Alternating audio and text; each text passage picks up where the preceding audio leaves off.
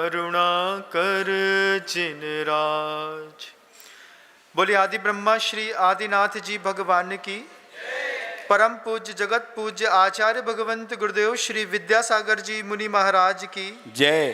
बंधा जी के महाअतिशयकारी श्री अजितनाथ जी भगवान की जय। समस्त मुनि संघ की जय। परम पूज्य मुनि श्री 108 विनम्र सागर जी महाराज की, मुनि संघ की नमोस्तु भगवान। कुछ दिनों से निरंतर एक प्रसंग चल रहा है भगवान वर्धमान स्वामी के पावन पवित्र चरित्र को सुनने का। YouTube चैनल पर जो लोग सुनते हैं वे 8 दिनों से लगातार इस बात को सुन रहे हैं। पिछले सत्र में आपने सुना, जिनने नहीं सुना वो सुनिएगा। पिछले सत्र में आपने सुना कि माता त्रिशला की कुक्षी पर जब बालक वर्धमान 6 माह उस गर्भावस्था में व्यतीत हो गए, वर्धमान से त्रिशला दोनों मिलकर के आपस में बातें कर रहे थे। कभी वर्धमान की पदचाप से अंदर से थोड़ा जब स्पंदन होता, त्रिशला मां को अंदर ही अंदर एक सुखद अनुभूति होती।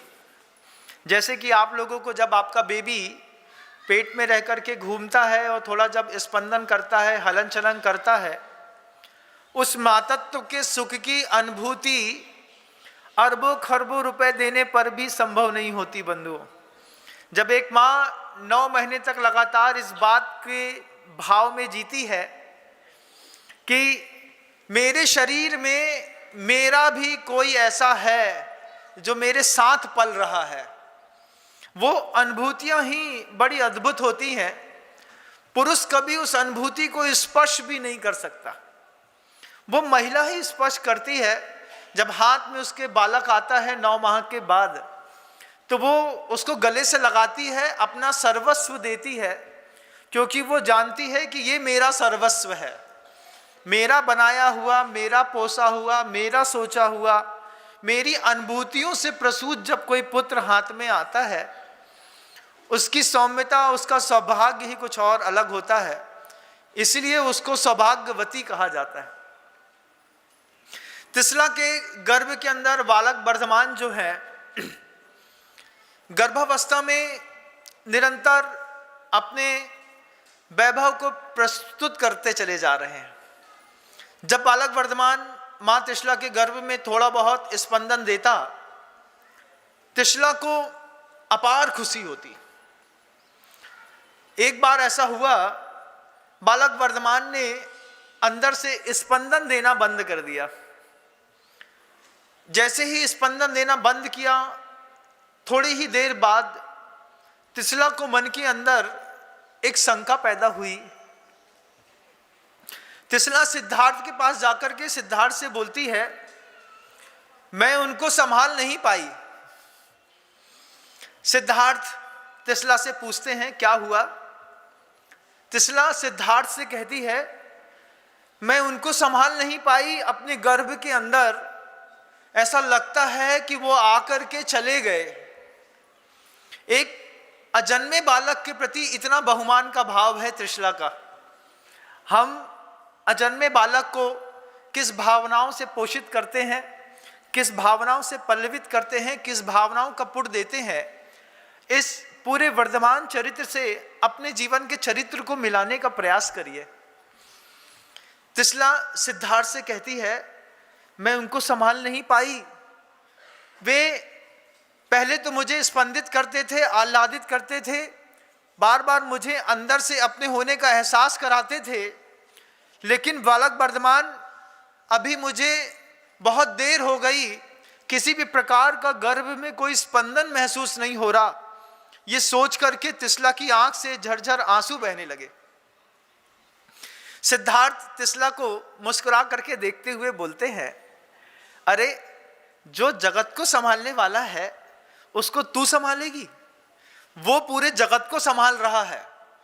सिद्धार्थ ने त्रिशला के उस वर्धमान के होने की पुष्टि करने के लिए वापस त्रिशला का हाथ पकड़ करके और झरोके से नीचे अपना आंगन दिखाया।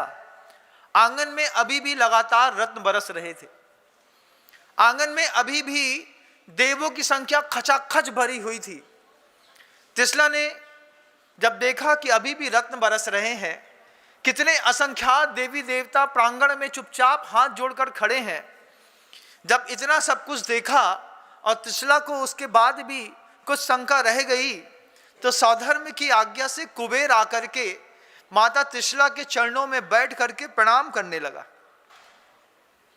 सोचिए, एक गृहस्थ दंपति को सौधर्मेंद्र की आज्ञा से कुबेर स्वयं आकर के चरणों में मां के प्रणाम करके उनको बारंबार नमस्कार कर रहा है। तिसला के उस नमस्कार करते हुए कुबेर के शरीर को देख करके रोमांच खड़ा हुआ। तिसला कुबेर से पूछती है, आप मुझे नमस्कार कर रहे हैं, क्यों? तब कुबेर कहते हैं, भगवान की पूजा करनी हो तो मंदिर की डेवढ़ी पर तो माथा टेका ही जाता है, और आपकी देह तो बालक वर्धमान के लिए एक मंदिर के जैसी है, जिसके बीच में रह करके वर्धमान वर्धमान हो रहे हैं। ये शब्द सुनकर के तिसला के मन के अंदर की खुशी ना मिली। कभी बालक को पोषण देना हो तो माँ को पोषण दे करके बालक को संतुष्ट किया जाता है, और ऐसा नहीं है कि सिर्फ पति ही पत्नी को संतुष्ट करता है। परिवार के प्रत्येक व्यक्ति का कर्तव्य होता है कि अगर आपको गर्भस्थ शिशु के प्रति प्रेम का प्रदर्शन करना है तो उस प्रेम के प्रदर्शन करने के लिए स्त्री के प्रति प्रेम का प्रदर्शन करिए। स्त्री संतुष्ट होगी तो अंदर का बालक भी संतुष्ट होगा। लेकिन हम अपने परिवारों में जिस तरीके की कंट्रोवर्सी पे जीवन जीते हैं, क्योंकि इतना लौकिक जीवन है हमारा, जरा जरा सी बात में क्रोध आता है, मान आती है, लोभ आता है, मायाचारी आती है, कसाय पैदा होती हैं, 5 पाप करने की भावना पैदा होती है। और सबसे बड़ी बात, वे दंपति जो स्वयं पुत्र के प्रसव के लिए पुत्र की लालना पालना कर रहे हैं, वे स्वयं भूल जाते हैं कि 2 जीवन के बीच में एक और भव्य आत्मा है जो पल्लवित और पोषित हो रही है। तिसला ने जब देखा कि कुबेर स्वयं मुझे नमस्कार कर रहा है, तिसला कुबेर से पूछ करके, जब कुबेर ने ये शब्द कहे कि मंदिर को नमस्कार करने से प्रतिमा को भी नमस्कार हो जाता है, वर्धमान चूंकि गर्भस्थ हैं, इसलिए ये आपके सामने किया गया नमस्कार मूलतः तो वर्धमान को नमस्कार है।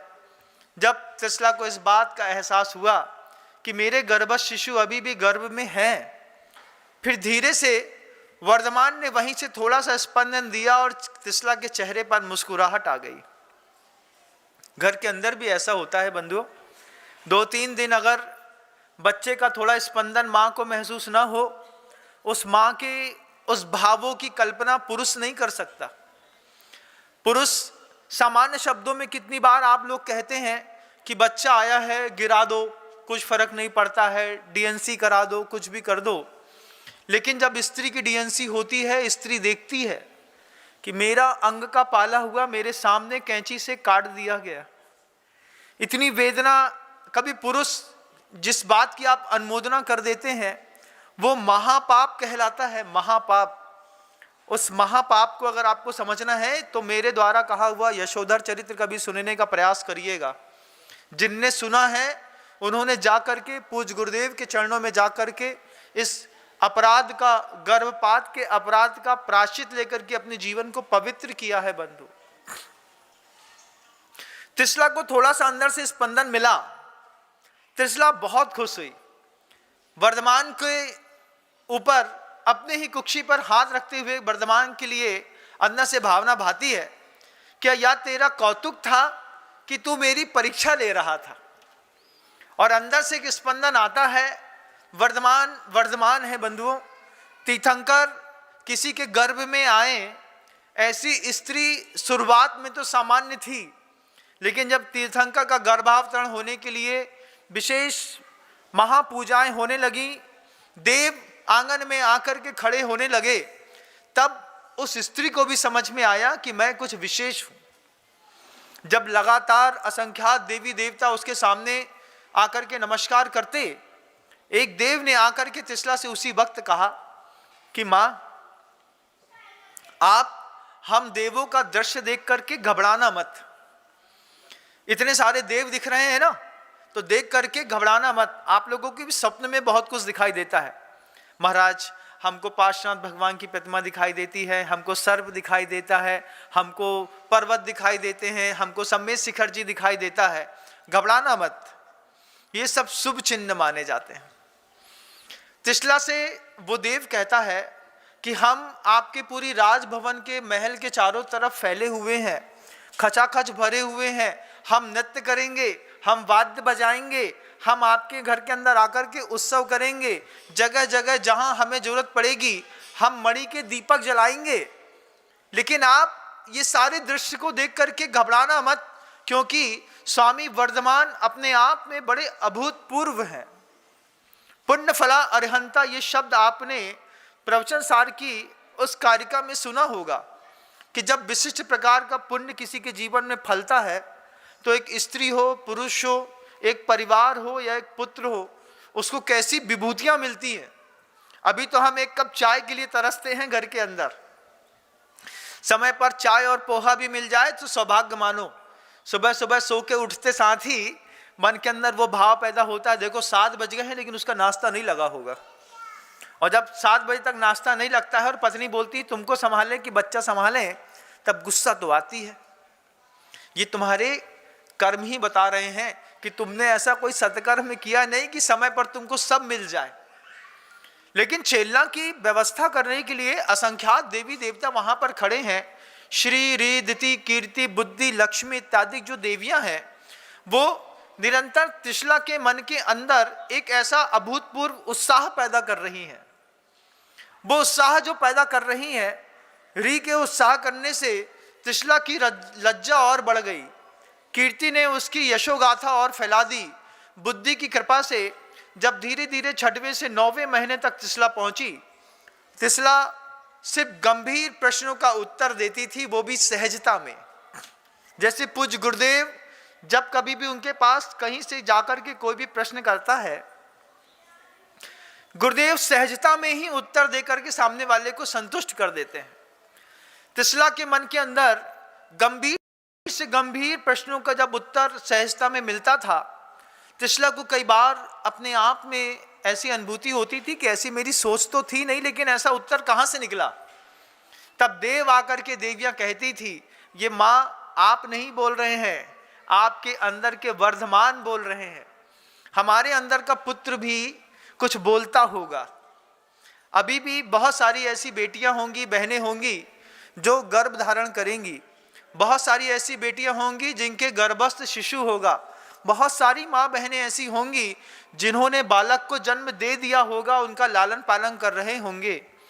वर्धमान चरित्र से एक बार किसी जीव के पुण्य की कल्पना करिए।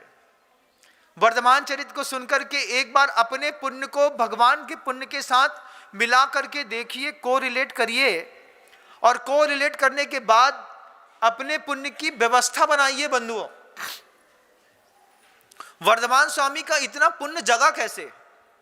कभी अतीत में जाकर के देखिएगा, जब पुरुरवा भील की पर्याय में देखिएगा, सिंह की पर्याय में देखिएगा, आनंद राजा की पर्याय में देखिएगा, आप अनेक पर्यायों में जहां पर वो प्रिय मित्र चक्रवर्ती बने थे उस पर्याय में देखिएगा। हर पर्याय में जाकर के साधक ने जब साधना करी है, यही 5 महाव्रत 28 मूल गुण का निर्दोष पालन करते करते करते एकाध जीवन नहीं कई पर्याय गुजरी हैं, और प्रत्येक पर्याय का पुण्य इकट्ठा होता होता होता जब किसी एक पर्याय में एक साथ फलित होता है, तब जाकर के किसी की कुक्षी के अंदर कोई तीर्थंकर का जन्म होता है।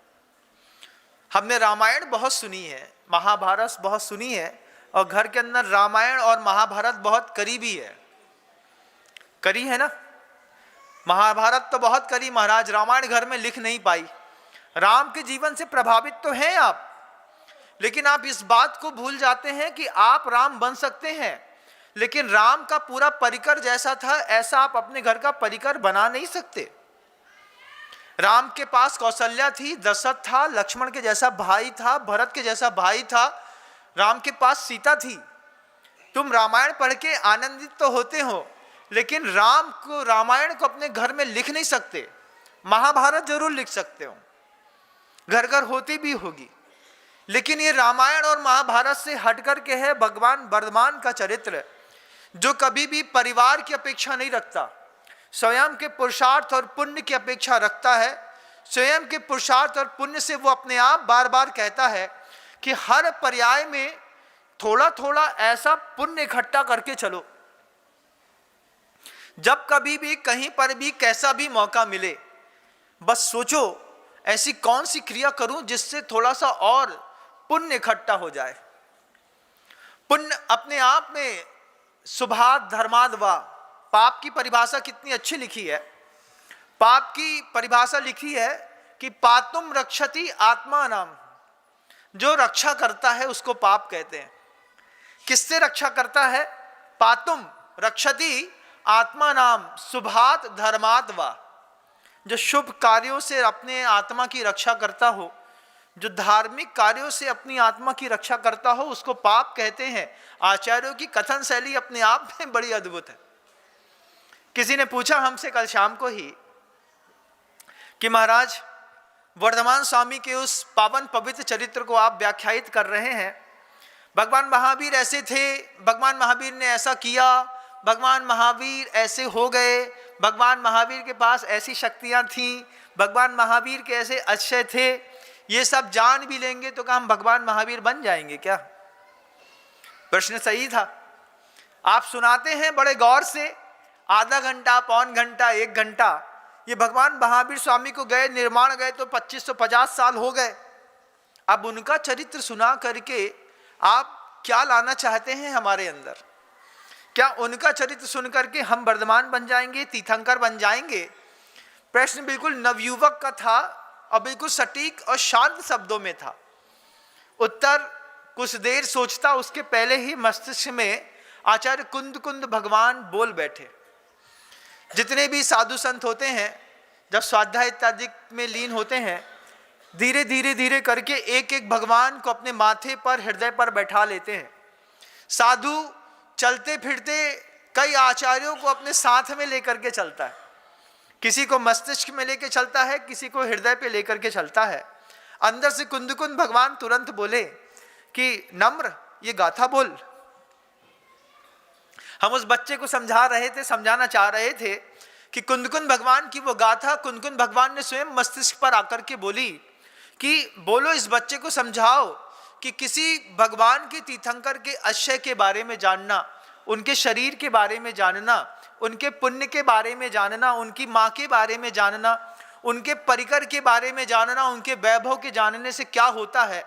आचार्य कहते हैं सम्यक दर्शन की प्राप्ति होती है, अपने मोह का विलय होता है। कैसे होती है? तो कुंद कुंद भगवान खुद बोले मेरे माथे के अंदर बैठ के, बोले इसको बोलो, जो जानदि अरिहंतम दब्बत गुणत पज्जयत तेहिम सो जानदि अपाणम तस् मोहो लयम जादी। उन्होंने अंदर से बोला, मैंने अपने वचनों से बोला। अभी भी मैं अपने वचनों से आप सबको सिखाना चाहता हूं इस बात को कि जब हम भगवान वर्धमान स्वामी का उस पावन चरित्र को सुनते हैं, उस वक्त बस वो बात याद रखनी है, जो जानदि अरिहंतम दब्बत गुणत पज्जयत तेहिम सो जानदि अपाणम तस् मोहो लयम जादी। अभी हमारा मोह छोटी छोटी सी बातों पर है। दिन भर एक ही चीज सर्च करते रहते हैं मोबाइल पे, आज खाने को क्या अच्छा बुला सकते हैं स्विगी और जोमेटो में। सर्च करते रहते हैं सड़ी सी बात के लिए कि ठंडी के दिनों में सबसे अच्छा फेस वॉश कौन सा होगा, कौन सा अच्छा सबसे अच्छा मॉइस्चराइजर होगा, कौन सी अच्छी चप्पल होगी, कौन सा अच्छा जूता होगा। घिने घिनी चीजों में पूरे दिन की उपयोग की शक्ति नष्ट कर दी। हम अगर गलत हैं तो आप बोल दीजिए कि गलत है महाराज, बोल दीजिए, कोई व्यक्ति बता दे मुझे कि दिन भर ये सर्च करते हैं कि सबसे बड़ी बादाम कहाँ मिलेगी जो जिन भगवान की पूजा के लिए चढ़ा सकते हैं। कभी किसी ने सर्च किया हो तो, कभी किसी ने सर्च किया हो तो सबसे अच्छी केसर कौन सी होती है जिससे भगवान के चावल को रंगे तो खुशबू ऐसी अद्भुत हो। कभी बुद्धि में वो बात भी नहीं आई होगी, बुद्धि में वही सड़ी मड़ी सी बातें आती हैं, उसी को दिन भर सर्च करते रहते हैं और देखते रहते हैं, उसी का आनंद लेते रहते हैं। अरे मित्रा में ये अच्छी अच्छी फ्रॉक दिख रही है, इसमें इतना अच्छा जूता दिख रहा है, इसमें इतने अच्छी ये चीज दिख रही है, इसमें झाड़ू दिख रही है, इसमें पोछे में ऑफ लगा हुआ है। तो क्या पोछा खरीदने के लिए क्या कर रहे हैं? मोबाइल चला रहे हैं। आप सोचिए किन बातों में हम फंसे हैं, कहां फंसे हैं। तब आचार्य कुंदकुंद भगवान कहते हैं कि किसी साधु से कि जाओ मंच पे बैठो, भगवान वर्धमान स्वामी का वो पावन चरित्र बोलो, जिस चरित्र को सुनकर के और वो गाथा भी सुनो कि जो जानदि अरिहंतम दब्बत गुणत पज्यतेहिम सो जानदि अपाणम तस् मोहो लयम जादी। जब जिनेंद्र भगवान के गुणों को जान लोगे, जब जिनेंद्र भगवान की पर्याय की जानकारी हो जाएगी, जब जिनेंद्र भगवान के पुण्य का आपका वैभव आपके दिमाग में छप जाएगा, जब जिनेंद्र भगवान की शक्तियों के परिचय हो जाएंगे, द्रव्य से, गुण से, पर्याय से जो जिनेंद्र भगवान को जानता है वो सो जानदि अपाणम, फिर उसकी दृष्टि अपनी ओर जाती है, फिर वो अपनी ओर जाकर के खुद को देखता है, कहां वो कहां मैं। जब ऐसा सोचता है तब क्या होता है? तो आचार्य कहते हैं तस् मोहो लयम जादी। उसके मन के अंदर जो विभ्रम है, यथार्थ को अयथार्थ को यथार्थ देखने का जो विभ्रम पाल बैठे हैं, सोचते हैं पूरी जिंदगी जिंदा रहेंगे, हमारा कुछ ना बिगड़ेगा। एक झटका लगेगा ना, तभी एक गिरोगे यहीं पर थोड़ा सा और सीधे 2.5 कुंटल लकड़ी मिलेगी। इतनी हल्का जीवन है तुम्हारा, लेकिन सोचते बहुत बड़ा बड़ा है। बज बसब नाराज सहनन है नहीं, उत्कृष्ट ध्यान की शक्ति है नहीं, पल्ले का पुण्य तो इतना भी नहीं है कि माँ से अगर नमक न मांगो तो माँ नमक न दे तो दिमाग खराब हो जाए। अपने पल्ले का पुण्य देखना हो तो मैं हमेशा कहता हूं कि एक टाइम का भोजन अपने घर में मौन पूर्वक करके देख लो। एक टाइम संकल्प कर लो इस बात का कि कभी अपने घर में आज सुबह या शाम कुछ मांगेंगे नहीं, देखते हैं क्या मिलता है। एक समय में अपने पुण्य के फल के पता चल जाएंगे कि माँ 2 रोटी परसेगी और फिर बर्तन मांजने चली जाएगी। हम यहाँ सोचते रहेंगे कि माँ आएगी, 1 रोटी और देगी, थोड़ी सी दाल और देगी, थोड़ा सा चावल और देगी, थोड़ी सी चटनी और देगी। अपने पल्ले का पुण्य पता चलेगा घर के अंदर। एक समय मांगा नहीं, जैसे वो मांगने वाला रोड में मांगता रहता है ना, दे दे बाबा, दे दे बाबा, दे दे बाबा। ऐसी हम हैं, थोड़े बड़े स्टैंडर्ड वाले लोग हैं। घर के अंदर डाइनिंग टेबल पर बैठ करके पत्नी से बोलते हैं, ए भाई नमक दे दे, हे भाई तनक गरम सी दाल दे दे, ए भाई तनक सी रोटी दे दे। तब वो वहां पे रोड पे मांग रहा है, हम डाइनिंग टेबल में बैठ के मांग रहे हैं। और मांग करके क्या, एक बार अपना पुण्य देखो तो, एक बार मौन होकर के घर के अंदर भोजन करके देखो। अगर पेट भर जाए तो कहना, तब समझ में आएगा इतना हल्का पुण्य है कि पूरे जीवन भर जिनके बीच में रह करके, जिनकी इच्छा पूर्ति करके पूरा जीवन खपा दिया, अभी भी मेरा इतना पुण्य नहीं बढ़ा कि मुझे एक वक्त की रोटी मन मर्जी वाली बिना बोले मिल जाए। तब समझ में आएगा कि पुण्य क्या होता है, पर्याय क्या होती हैं, परिणाम क्या होते हैं। जो जानदि अरिहंतम दब्बत गुणत पज्जयत तेहिम सो जानदि अपाणम। फिर वो अपनी आत्मा को जानता है। फिर क्या होता है? तस् मोहो लयम जादी, फिर उसका मोह विलीन होता है। अब ये जो भ्रांति बना के बैठे ना, परिवार के सब लोग साथ में काम में आएंगे, डॉक्टर से एक बार बोल बस दे डॉक्टर कि इनकी किडनी डैमेज हो गई है, परिवार में एक की लगेगी, सब अपना अपना हिस्सा पकड़ के चुपचाप निकल लेंगे। अंत में एक आध किसी ने साथ दिया तो दिया, और नहीं तो घर वाले बोलेंगे पापा जी एक काम करो, महाराज जी के पास ले चलते हैं, संलेखना की तैयारी करो। घर के अंदर 20 लोग होने के बाद एक किडनी नहीं निकल रही, तस् मोहो लयम जादी। फिर उसका दिमाग सही होता है, फिर वो विचार करता है, भगवान अरिहंत शरणम पव्वज्जामि, सिद्ध शरणम पव्वज्जामि, साहू शरणम पव्वज्जामि, केवली परिणतम धम्मम शरणम पव्वज्जामि। ये स्थितियां कब बनती? जब घर के अंदर दुख आता। लेकिन आचार्य कह रहे हैं इस चरित्र को सुनकर के वर्धमान स्वामी का सिर्फ पुण्य का दर्शन करो कि वो गर्भ में है, गर्भ में होने के बावजूद असंख्यात देवी देवता आंगन में आकर के खड़े, गर्भ में है, देवियां गर्भ का शोधन कर रही हैं, पूजन कर रही हैं, कुबेर आकर के प्रणाम कर रहा है, मनोवांछित वस्तुएं मिल रही हैं, भगवान का एक बार पुण्य देखने का प्रयास करो, तब समझ में आएगा कि हमारा क्या वैभव है और भगवान का क्या वैभव होना चाहिए, क्या था, क्या होता है। ये बात जब पता चल जाती है तब आपके जीवन के उत्थान के कुछ और रास्ते मिलते हैं। देव श्री विद्यासागर जी महाराज, जा वाणी के ज्ञान से सूझे लोकालोक, सो वाणी मस्तक नमो सदा देत हूँ धो, हे जिनवाणी भारती तो है जपो दिन रैन, जो तेरी शरणा गहे सो पावे सुख।